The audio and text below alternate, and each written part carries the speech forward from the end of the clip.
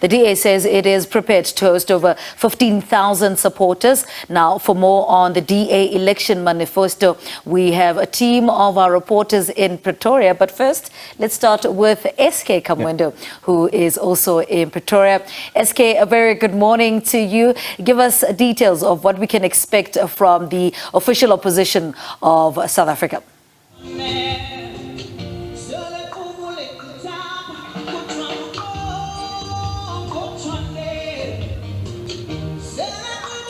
And good morning. Welcome from the nation's capital. And we are, of course, in front of the Union buildings. Yet another election manifesto launch. And last week we were in KwaZulu-Natal. This week we're in Gauteng. And of course, it's the turn of the Democratic Alliance, who are currently the official opposition in South African politics. And as usual, I'm not alone. SABC's political editor, Mzwandile Mbete, is with us, as is Dr. Ronesh Doraj, who's the head of research here at the SABC. Gentlemen, once again, good morning. And it's another election manifesto launch. It's a turn of the DA this time. So just looking at the significance of bringing this launch to the nation's capital, it is, of course, also a capital that is run by the DA in coalition with other smaller parties. Coalitions in this capital have been pretty unstable because they are minority-led coalitions. But beyond that, what is the other significance for you, Mzwai?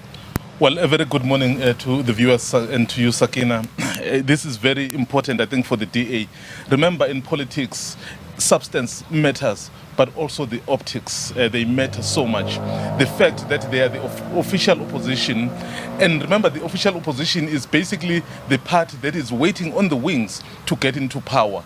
So they are trying to project to South Africans to say, as the official opposition, so we are ready to take over, and then let South Africans know that when we launch our manifesto, we are right at the doorsteps of the Union buildings. That is why the stage has been set literally to project them walking into the Union buildings. So it's about the optics, because you are hoping you'll probably be able to influence the minds to say, actually, if we are disappointed by the governing party, maybe let's give them a chance, because they are already at the doorstep.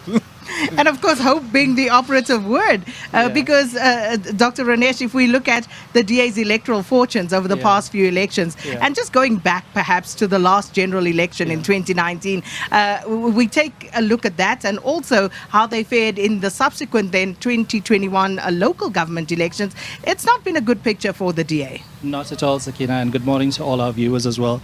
Yeah, if you'd recall back in 2019 during the DA's election campaign, during the manifesto launch, the DA essentially had four prime goals. The first one was to grow nationally. The second one is to bring the ANC under 50% in this province, Gauteng, a very important province economically. Also to bring the ANC under 50% in the Northern Cape, notably. And the last one is obviously retaining their majority in, in the Western Cape, which they've been governing since 2009. So those were the four goals. Of those four goals, only one was met, and that was retaining the Western Cape, but with a slightly less majority back in 2019. But, going back to the importance of Tshwane, if you'd recall back in 2019 and 2021, the local government elections, the DA has been bleeding support to the Freedom Front Plus, and the Freedom Front Plus is very strong, notably here in Tshwane, in the heart of Tshwane.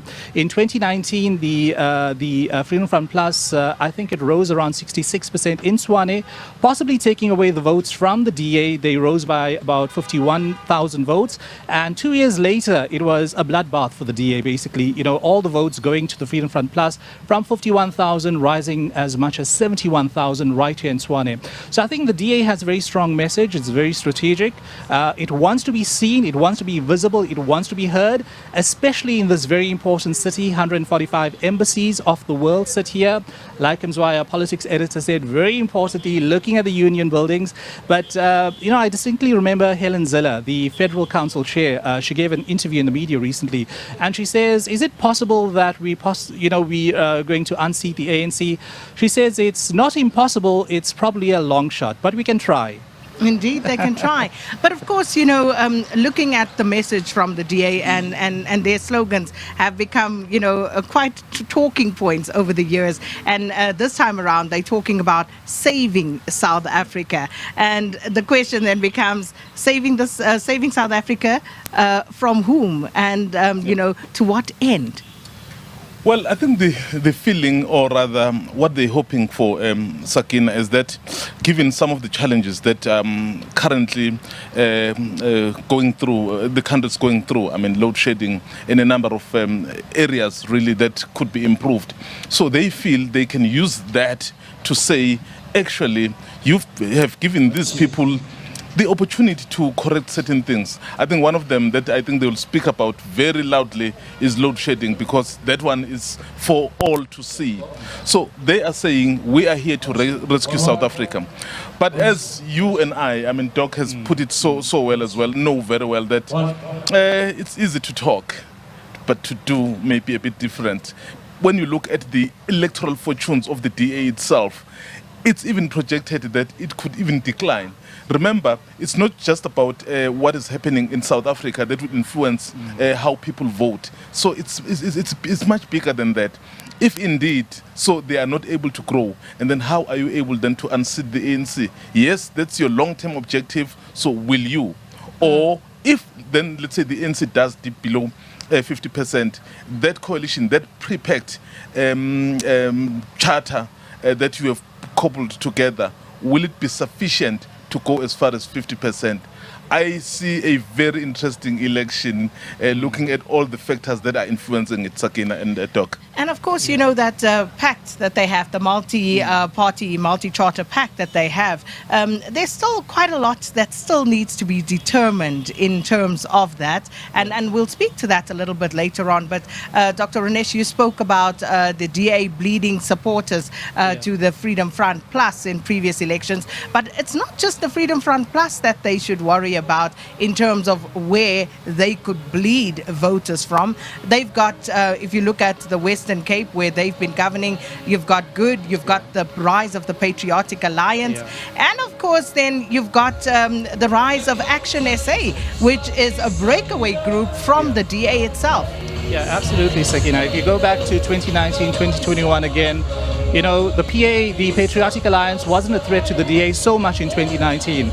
Forward wind 2 years to 2021, suddenly the Patriotic Alliance was in full action. Then we had Action SA. We had lots of former leaders of the DA actually moving over, gravitating towards Action SA. And if you look at the vote numbers in 4 cities, all 3 cities here, all 3 metros in Gauteng, Johannesburg, Tshwane, Ekurhuleni, Action SA did fantastically well, absolutely fantastically well. I think Johannesburg, they scored 296,000 votes just in one city alone. And Tshwane, they did extremely well. Ekurhuleni, especially a huge colored population, they did extremely well there as well. So 4 parties, not only the Freedom Front Plus, so it's Freedom Front Plus, Good, of course, in the Western Cape.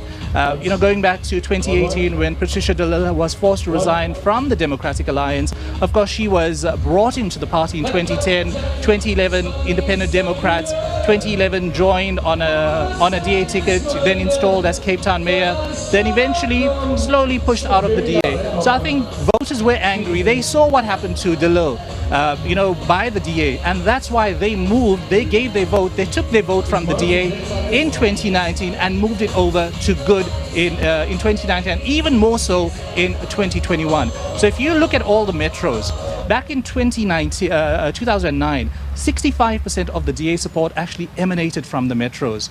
Then in 2014, that figure went down to 64% from the metros. All support from the, for the DA came from the metros.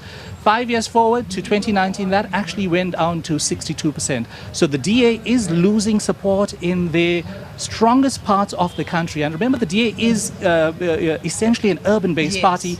90% of their support comes from towns and cities in South Africa. So they need to be very worried. We are not saying this, not us, not Tshwane, not myself, not Sakina. This is election data. This is what the voters are saying. You're in trouble, you better watch out.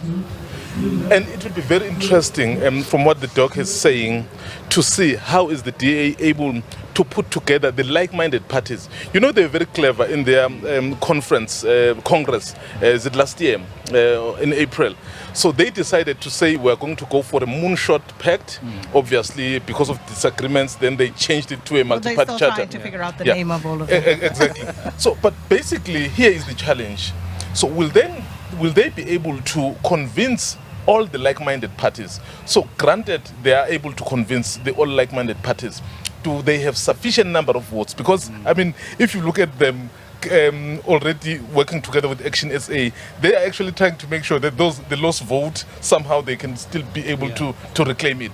But here is my thing. I mean, you've been looking at data, Doc. Yeah.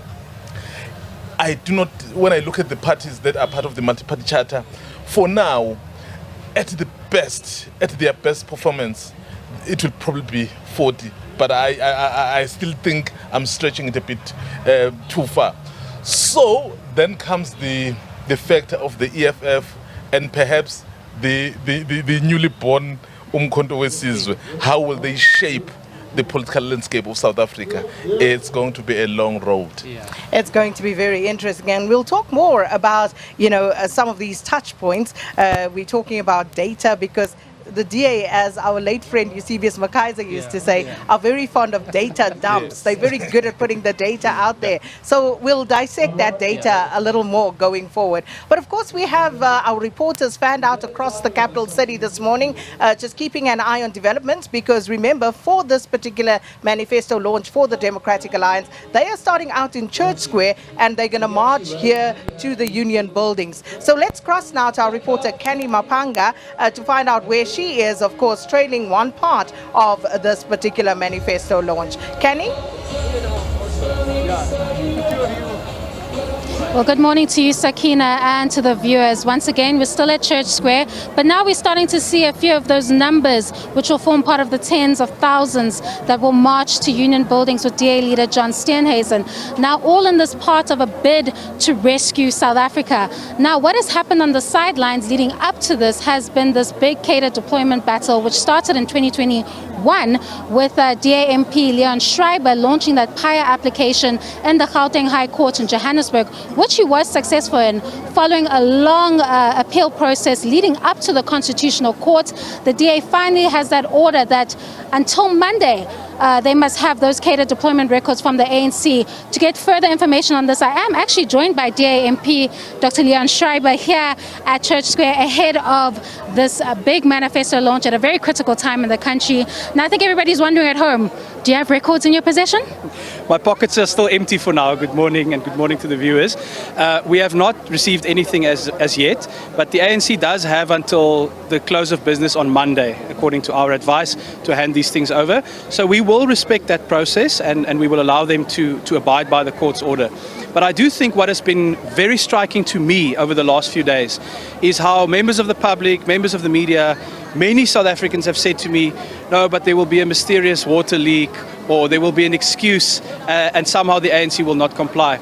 I think it's actually a more serious point than we might think, because it's a comment for me on the state of the ANC that so many people think their default position is to not abide by a court ruling of the Constitutional Court. That would be a real crisis if that were to happen. And Leon, what exactly are you hoping to find?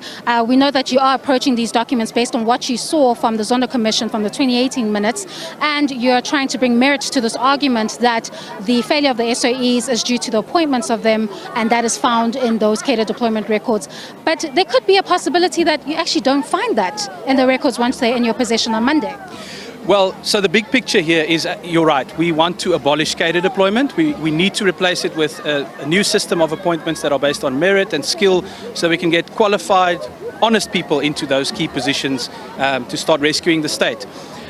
We know from the minutes that we obtained through the Zondo Commission, the ANC submitted about 3 years of minutes from 2018 to 2021 to the Zondo Commission. We can see very clearly there, according to our analysis, 85 different state-owned enterprises, government departments that were influenced through the Cater Deployment Committee. So we have a pretty good idea of what this looks like. What we have now requested is for the records dating back all the way to January 2013 for a very important reason. That's when the current president of South Africa became the chairman of the deployment committee. So even after the Zondo Commission, even after everything that has been exposed, we actually still don't know what role the deployment committee under President Ramaphosa played during that period. And I mean, we've consistently maintained that it is in the interest of transparency and accountability for those things to be made public, and we are grateful that the court has agreed with us.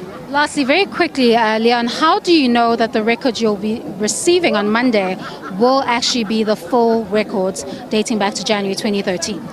Well, first of all, if you go back to the minutes that we do have from 2018, you will see that the first item of the first minute is adopting the previous meeting's minutes. So we know that there are more records than what have been submitted to the Zondo Commission. But even more importantly, the court order is not only for meeting minutes. It is also for emails, WhatsApp conversations, CVs, and all other documents that would have served before the deployment committee. Now again, from the minutes that we do have, we know that they have CVs because they talk about it in the minutes. We know that they correspond with ministers, for example, to say, this is the person we've chosen, please make sure that they get appointed. So it would be very difficult for them to avoid those things. And secondly, throughout the court process that has unfolded over the last 3 years now as they've delayed this, the ANC has never before the courts raised any suggestion that they do not have these things or that somehow it would be difficult to find. So they would find themselves in a very dangerous legal situation.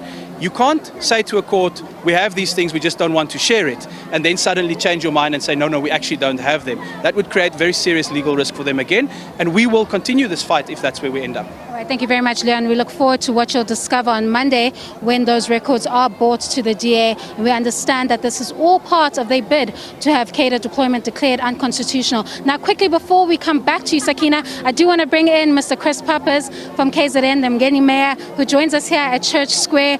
Thank you so much for joining us this morning live. A lot going on in KZN as we see over the past few weeks. Yeah, thank you very much for being here. What a vibe. KZN is the real hub of South African politics.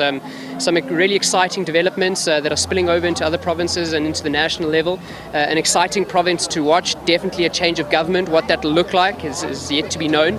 But we're definitely playing to win. And it's an exciting time for the DA and all political parties in KZN. Will that change see Mr. Chris Pappas as Premier of KZN? Of course. In a few months' time, I will be the Premier of the province. What my coalition looks like might change over time. But we're excited about the numbers coming out of KwaZulu-Natal. We've grown in every election as the DA in that province. And we're on another course to show a good victory. Lastly, the newly formed MK party is making some inroads there in KZN and has shown what it potentially can do in 2024 over the last by-elections. What are your thoughts on that? Yeah, so they've had some good results in particularly the northern parts of KZN. I think they are going to be a contender to watch. I don't think they are going to get the majority, but they certainly will get a number of votes from particularly the ANC in this election. We've seen a lot of votes coming away from them. I do think the ANC is a bit of a flat tailspin at the moment and how to respond to them. But again, also it's a new party, and we've seen these new parties come along like COPE at the time, and people get excited about them.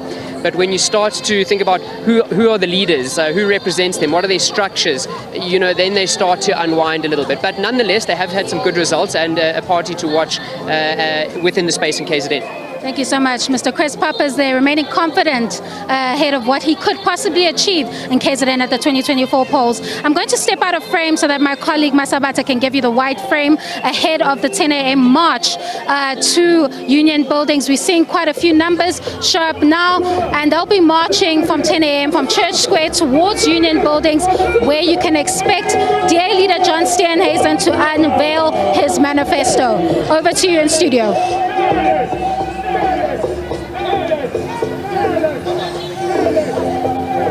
Not now, please. Thank you.